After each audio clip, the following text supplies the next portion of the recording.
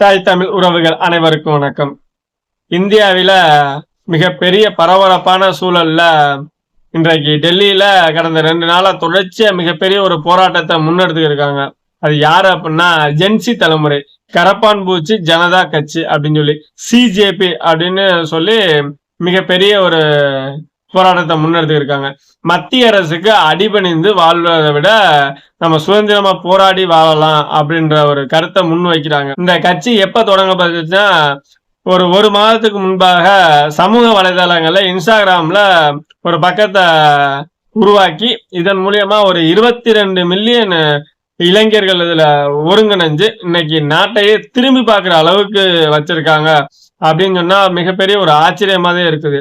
அதாவது உச்சநீதிமன்ற நீதிபதி இன்றைக்கு இருக்கக்கூடிய இளைய தலைமுறைகள் கரப்பான் பூச்சி மாதிரி அப்படின்ற சொல்ற ஒரு வார்த்தைக்காண்டி அதையே தங்களுடைய அடையாளமா வச்சுக்கிட்டு இன்னைக்கு நாட்டையே திரும்பி பார்க்கிற அளவுக்கு வச்சிருக்காங்க. கல்வித்துறை அமைச்சர் பதவி விலக வேண்டும், நீட் தேர்வுடைய வினாத்தல் எப்படி வெளியாச்சு, அதாவது மிகப்பெரிய ஒரு தேர்வா இருக்கக்கூடிய நீட் தேர்வை பார்க்கறாங்க. அது வேணாம்னு சொல்லி பல மாநிலங்கள் போராடினாலும் இது எப்படி வெளியாச்சு, இதனால நாங்க மத்திய அரசு கட்டுப்பட்டு வாழ மாட்டோம், அவங்களுக்கு அடிபணிந்து இருக்க மாட்டோம், எங்களுடைய சொல்ல கேட்டுதான் நீ மத்திய அரசு செயல்படணும் அப்படின்ற மாதிரி ஒரு மிகப்பெரிய ஒரு போராட்டத்தை உருவாக்கி 7 நாள் கெடு கொடுத்துருக்காங்க. 7 நாளைக்குள்ள மத்திய கல்வித்துறை அமைச்சர் பதவி விலக வேண்டும், இல்லாட்டினா எங்களுடைய போராட்டத்தின் விபரீதத்தை அந்த நாடு சந்திக்கும் அப்படின்ற மாதிரி எல்லாம் பேசியிருக்காங்க.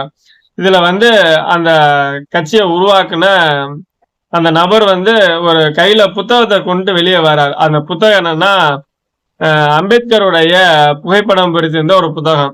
இதுல இருந்து நான் என்ன தெரிஞ்சுக்கிட்டேன் அப்படின்னா, அம்பேத்கர் சொல்லிய அந்த கருத்து, அதாவது கற்பி ஒன்று செய் புரட்சி செய், இங்க யாருமே யாருக்கும் கத்துக் கொடுக்க கிடையாது, படித்த இளைய தலைமுறைகிட்ட அவங்களை ஒருங்கிணைக்கிற வேலையை மட்டும்தான் பார்த்திருக்காங்க. அதாவது இந்த தலைமுறைய ஒரு வார்த்தையை சொல்லிட்டாங்களா அப்படின்னு சொன்னதுக்காண்டி எல்லாத்தையும் ஒன்று சேர்த்துட்டாங்க, இன்னைக்கு புரட்சி செய்யறாங்க அப்படின்னு தான் வெளிப்படையா தெரியுது.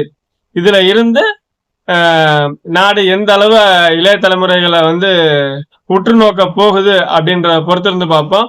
இதை பற்றியான உங்களுடைய கருத்து, இந்த காணொலியை பார்க்குற உங்களுடைய கருத்து என்னங்கிற மறக்காம தெரிவிங்க. நன்றி, வணக்கம்.